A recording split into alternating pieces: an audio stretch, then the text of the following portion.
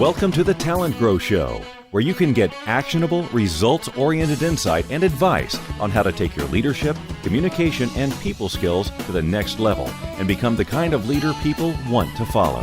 And now, your host and leadership development strategist, Halelly Azulay. Welcome back to another episode of the TalentGrow Show. This is Halelly Azulay, your leadership development strategist, and this is episode 27. Today, my guest is Kimo Kippen. It's not every day that you get to talk to someone who started as a busboy and made it all the way into the C-suite of major hospitality brands like Hilton Worldwide and Marriott International. But today, we get to learn leadership lessons from Kimo that he learned along his way ascending the leadership ladder, as well as a leader himself of others and as a person who is in charge of leadership development, among other kinds of employee development at these esteemed organizations. We talk about the definition of leadership, what is required to be an authentic leader in today's complex world of work, and how you can coach your team members, get better relationships, build trust, and in the way of doing so, invoke higher performance from your team as well as in your organization. Kimo talks about what he thinks is the biggest mistake leaders make that he also made and how to avoid it. And he gives suggestions for real specific questions you can use right away to get yourself to upgrade your leadership skills, to become a better leader. And he even suggests a way that you can become a better networker. That's kind of a little bonus there. So I hope you enjoyed today's episode of the TalentGrow Show. As always, I do want your feedback, so don't forget to hang out on the show notes page to give me feedback. But other than that, here we go, episode 27. We're back here at the TalentGrow Show with my guest, Kimo Kippen. He is the Chief Learning Officer, Global Talent Development Leader, and Brand Ambassador at Hilton Worldwide.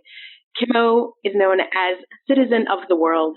He's an accomplished visionary thought leader and sought-out international keynote speaker who is committed to making a difference in the world by inspiring business and civic leaders as well as employees to think outside the box and actualize what is truly possible.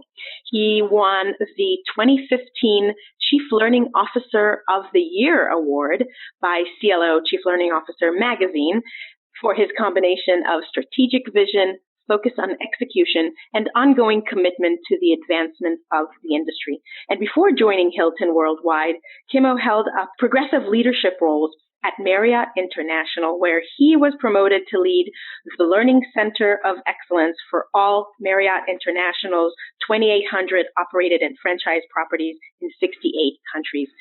Kimo, I'm so glad you've joined us on the TalentGrow Show, and welcome. My pleasure. Thanks, Halelly. Pleasure. It's my pleasure as well. And so we always start the podcast with a very brief introduction to your professional journey. Now, with a journey like yours, it's always hard to keep it short, but we would love to get an idea of where you started and how you got to where you are today. Sure. Just to make it really short, I'll just say I started, I've been very blessed. This whole notion that you mentioned in the opening around being a citizen of the world, that's something I aspire to be, and just to be better at it and to be a good student of the world, to be constantly learning. And I just think, we learn so much through having the opportunity to be exposed to all of global cultures around the world, and then the opportunity to work within those global cultures. So, as part of that, I'm a boy that's born in the state of Hawaii, the 50th state of Hawaii, and have had the opportunity to do a lot of work globally around the world. Started in our business as a busboy, and then moved up through many positions from the operations side in food and beverage, and then over to the learning side, and then did a lot of work on the international side. Had the opportunity to live abroad, working out of London, and then had the opportunity to move to Rome, and lived in Rome, and then moved to Monte Carlo for 7 years, then moved back to the States, and now I reside between Washington, D.C. and Warsaw, Poland. And for that, the fact that, the world is my oyster is how I feel, but there's so many pearls, using that same analogy, that I just can take benefit from. And again, really about learning more about myself, but learning around the world around us, and then really how do we help people to get better. Amazing. I mean, really an amazing journey. And, it's not every day actually that you get to meet someone who starts as a busboy and now is the chief learning officer and global brand ambassador of a huge organization. I mean, you've really had a remarkable career. And that's really actually one of the reasons that I wanted to have you on this show, because as you know, the listeners of this show are people that are in all kinds of industries, all kinds of organizations of all sizes. But the one thing that unites us is that we're very interested in learning about leadership and embodying improved leadership skills. So you are both yourself a successful and accomplished leader. You've been promoted over and over and really are leading a whole lot of people now. And as such, you've also been a developer of leaders, both as a person who is responsible for their performance, as their own leader, but also in your role within learning functions, always thinking about leadership development. So I think that you have this really exciting and valuable perspective about leadership. So I wanted to ask you something. Do you think, when you think about leaders, do you think that there are certain attributes that predispose certain people to being good leaders? Or is this something that you think anyone can be successful developing through some kind of a thoughtful, intentional development approach? I guess basically I'm asking, are leaders born or raised? What do you think? Yeah, I think before maybe answering that question, I would just say let's think about what leadership is, and there's lots of many different definitions for leadership. For me, the way I think about leadership in general is, I think it's my role as a servant leader to help people to be able to accomplish and to go places that they never thought were imaginable. So I see it as the role of the igniter, the catalyst, the coach, the mentor, through that process to help people to get to whatever their destination is, to actually help them in their self-actualization. So having said that, I would really fall more on the latter, which is I really do think that, leadership is a skill, and that's something that one can definitely learn. And so that, in fact, so nurture versus nature, I think it's more on the nurture category, and that we can actually, build that skill. And I think the way to build that skill, one of the first and probably most important things about, and again, I say this from a very humble perspective as a practitioner, is, the ability to have greater self-awareness, to be on that journey of always wanting to do greater self-discovery, to be able to learn more about myself, and more importantly, how can I become a better leader? And part of that, I think, is this whole desire to think of the world from a global perspective, to see things from, the people that you're influencing, impacting, if you will, it could be even from your customers' perspective, but walk a day in their shoes and have a great appreciation for diversity, inclusion, and ultimately the respective individuals that we come into contact with every day. So those would be some of the key things that kind of come to mind. And I think it's really about how do we, as leaders, really, and I think what also makes it hard, being a leader is not easy. And I think part of that has to do with, again, this humbleness, this appreciation, this respect for, notice these are all words of appreciation. And then I think it's also just being a great listener and really trying to hear people. And I think one of the things that we struggle with as a leader is really being present. So I try to do the best I can and of being present, and what I call present and attending, when we're spending time with, as I spend time coaching and developing leaders, preparing them for future greater opportunities for the future. And that's the fun part, is seeing that, being able to nurture people to see them actually achieve and accomplish things that they never thought were imaginable. Amazing. Yeah, well, and I totally, first of all, yay, I agree with you about the nature versus nurture thing. So, and I'm not surprised that we agree. And I think that, what you described, you said it's fun. And I think that's true for many people. And I also know that many people feel like it's it makes it so much harder when it isn't some kind of like a recipe, because what I hear in your words, and I know to be true for my work as well, is that it's always very tailored to the individual. Yeah, to the unique individual that you're leading, but also to yourself as a leader, right? Because if there's if anyone can be a leader, then that and we're all different, then that means that there are a lot of ways to be a good leader, that there isn't really right? There isn't one formula. Yeah, that's why there's so many books, I think, on this topic. But I think it goes back to, really at its core, it's about authentic. And, people have bull detectors, you can smell it from way off in the distance of when when you're getting worked, or when it's not being sincere, or that you're being played in some way, and perhaps not respected. And I think it's incumbent upon us as leaders to really focus on being authentic. And that's not always easy, because in the context of, you have your own character / style as a leader, in addition to the context for which you are working with that other individual, not to mention the context of perhaps the environment that you are either working in and or living in, or the country that you're living in. I mean, there's so many what I would call levels of complexity that are at play, in any exchange or dialogue that you're having with another individual. And those are all, of course, influences on that dynamic of that conversation, which, again, it's up to us, the leader, to be very in tune with being able to peel back and better understand all of the context that's at play when working with a particular leader. Yeah.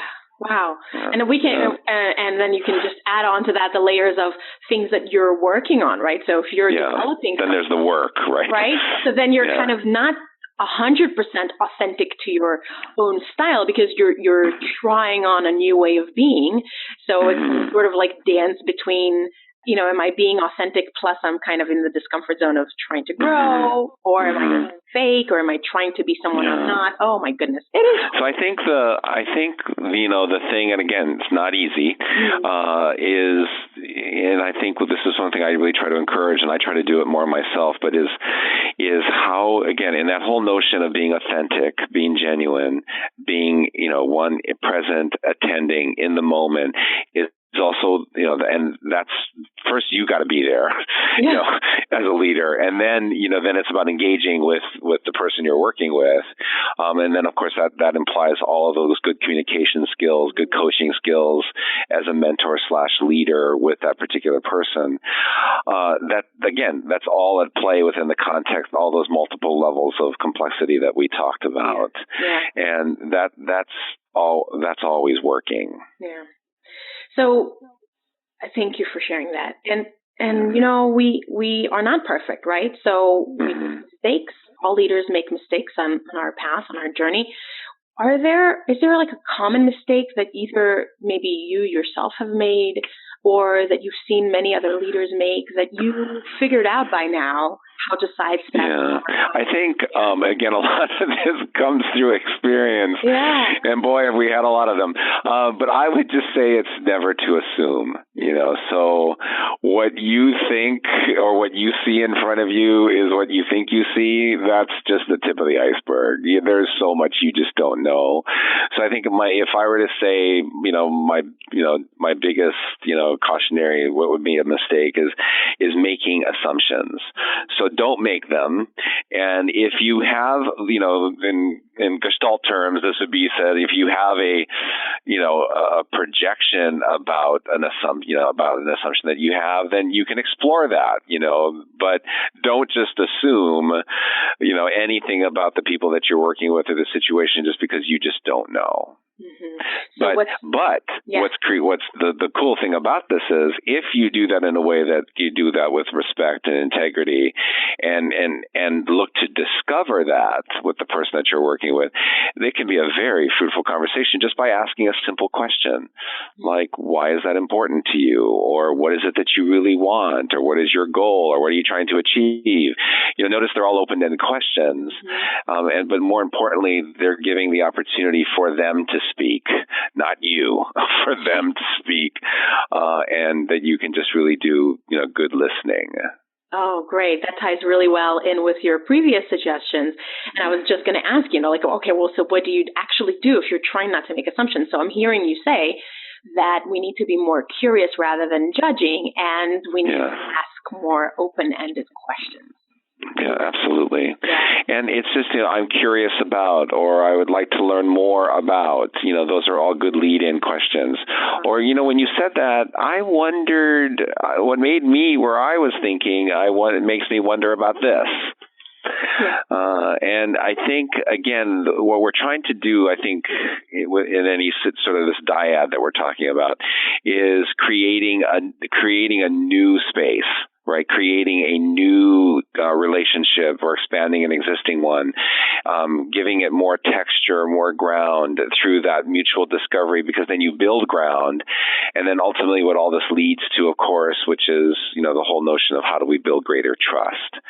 And, it is through the building of that trust, which then and also is implied that you actually have a relationship with someone, something about them, that, there's so much that can happen when there is a high level of trust. So how do we create organizations that have higher levels of performance because there's a deep and trusting relationship there?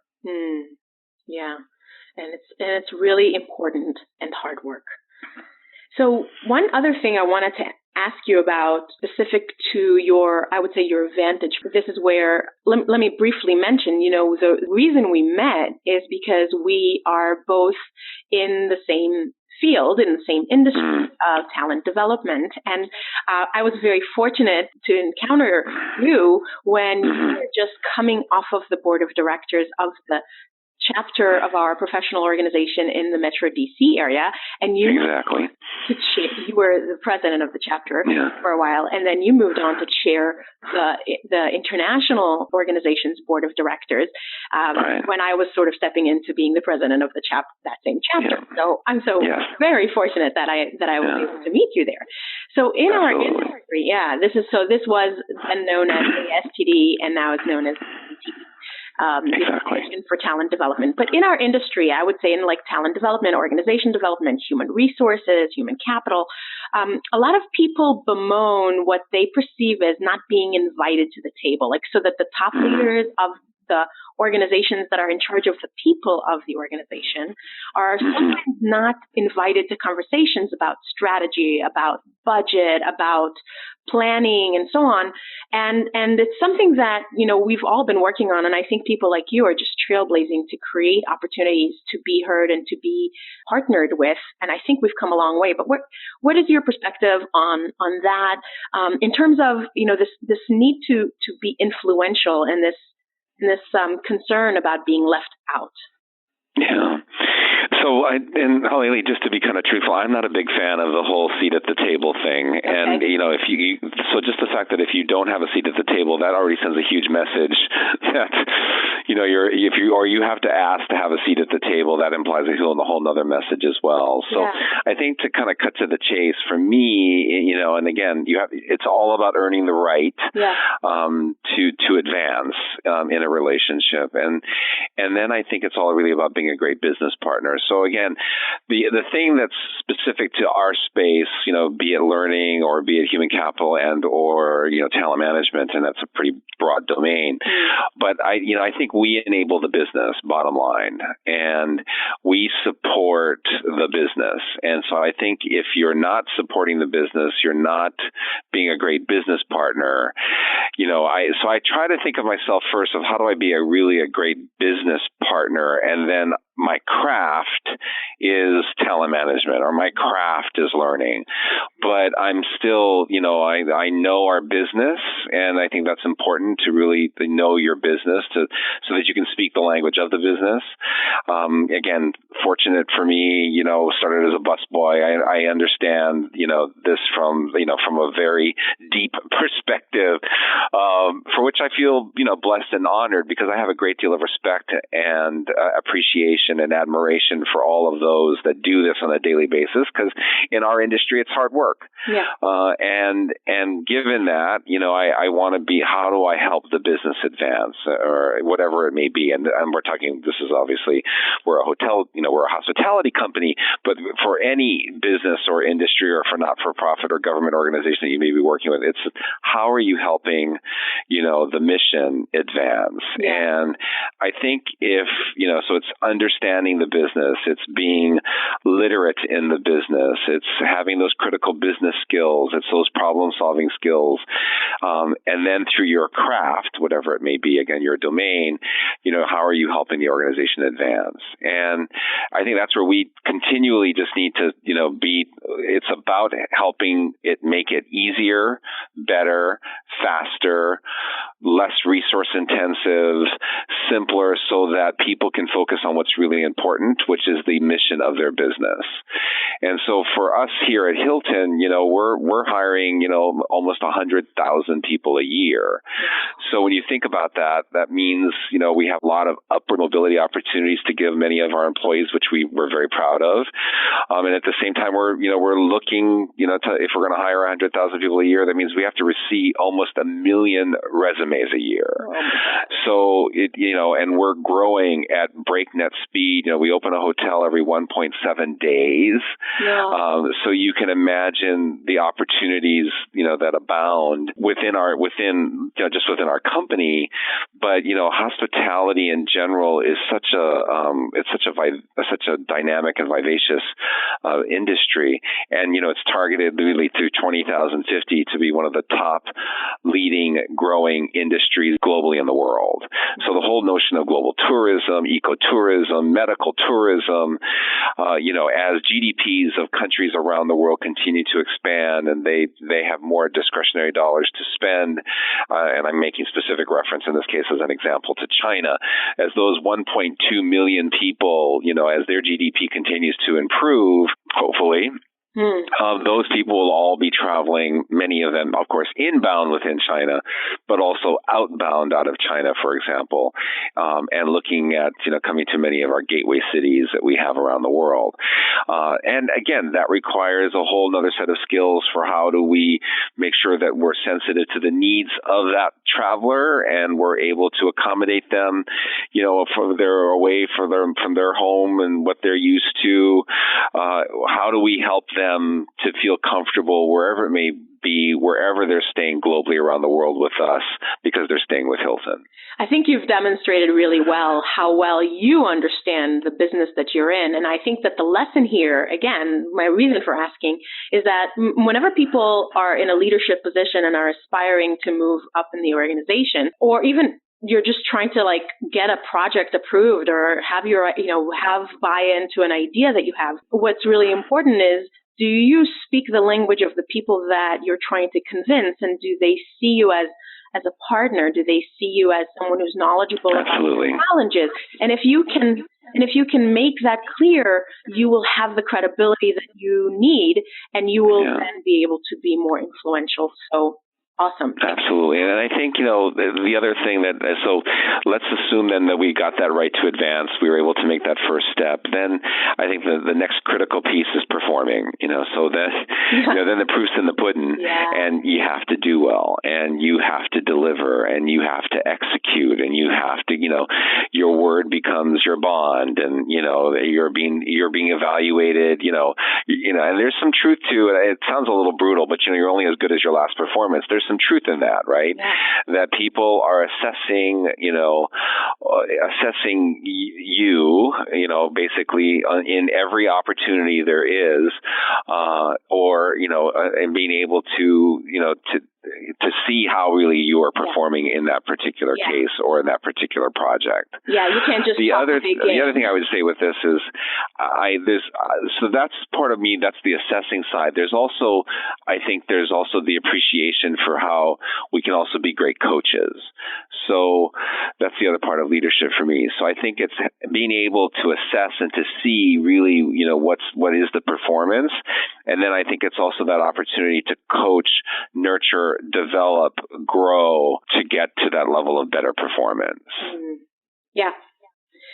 Very, very smart. I agree with you. And I appreciate that you shared it. So Kimo, we're heading into the final part of our talk here. And this is where I'm going to ask you in a minute to share one specific action that people can take to up their leadership skills. But before we do that, what is exciting and new on your horizon, a new project or a new discovery that has your attention and excitement now?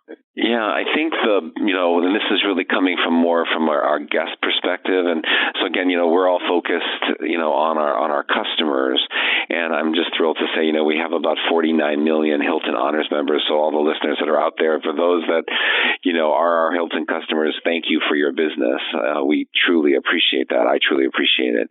And with that, I would just say what we see changing, of course, as the demographics continue to shift, but the influence that technology has to play on our world, in the business world, of course, is significant, and then more importantly, within the guest experience. And so we're very focused on how do we, make the guest experience easier, faster, less encumbered, direct, straight to your room, not having to go through the front, not having to go to the front desk is one of the big projects that we're working on specifically, to make the guest experience, again, less encumbered, so that they can do what they need to do whenever, for whatever reason, they're there visiting our hotels.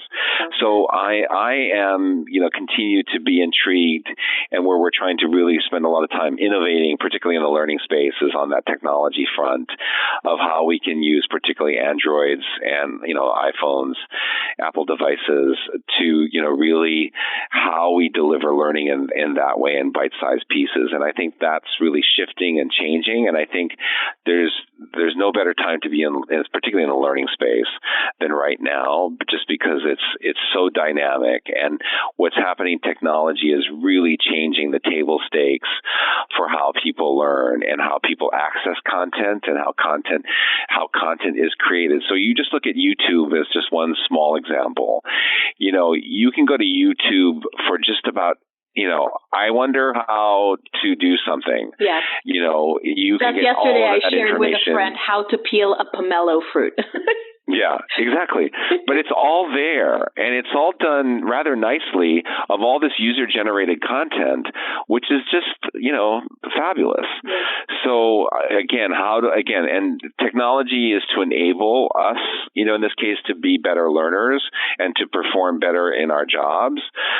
So again, we're not servants to technology, but technology it helps us to enable us to be better. Yeah. So I would say the whole thing, what's the biggest focus would be around the focus of technology, innovation, and with that comes this whole aspect of social learning.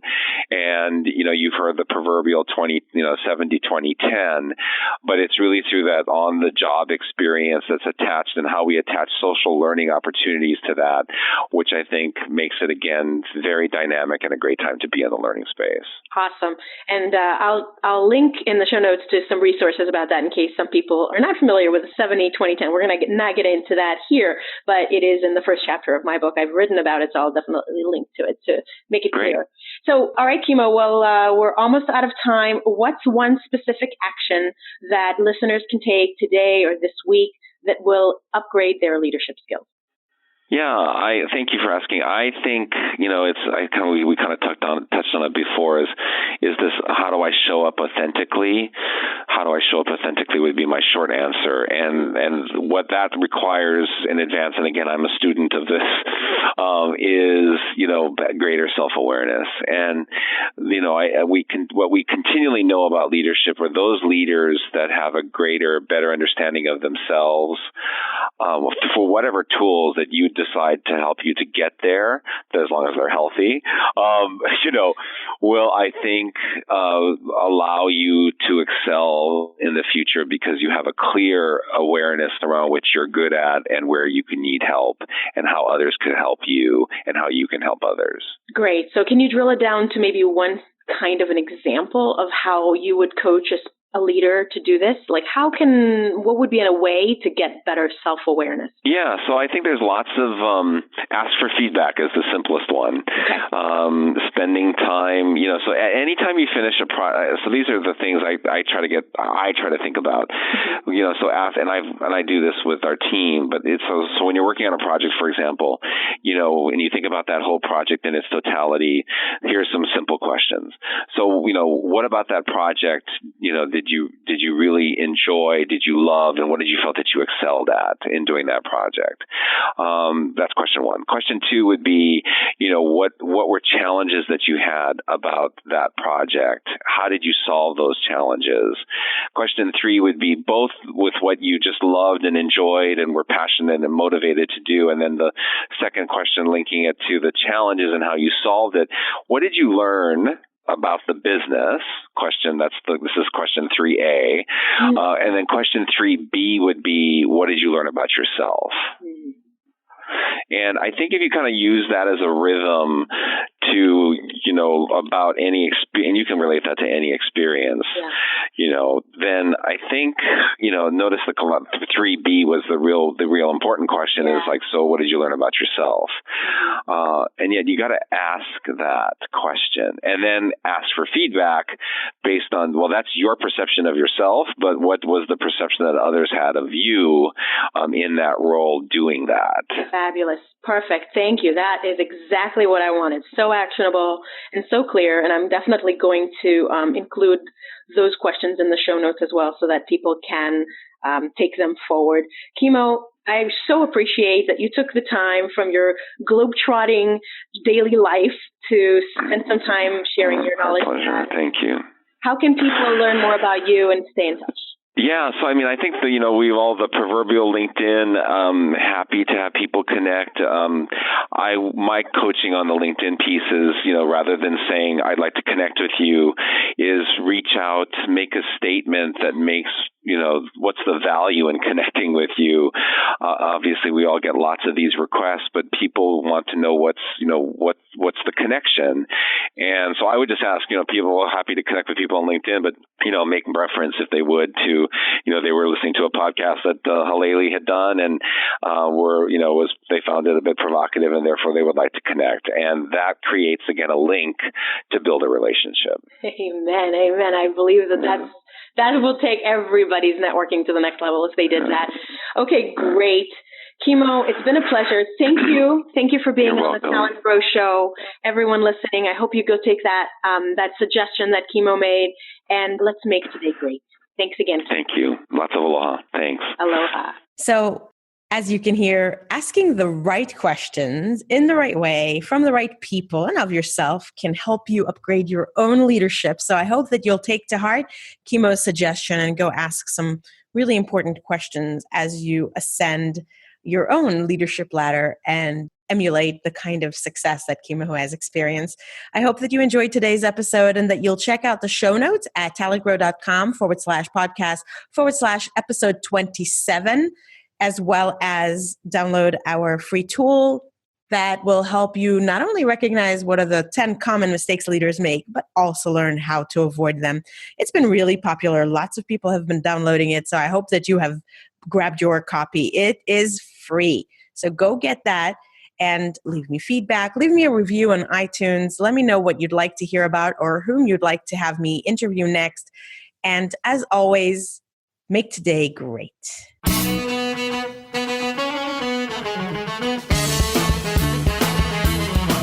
Thanks for listening to the TalentGrow Show, where we help you develop your talent to become the kind of leader that people want to follow.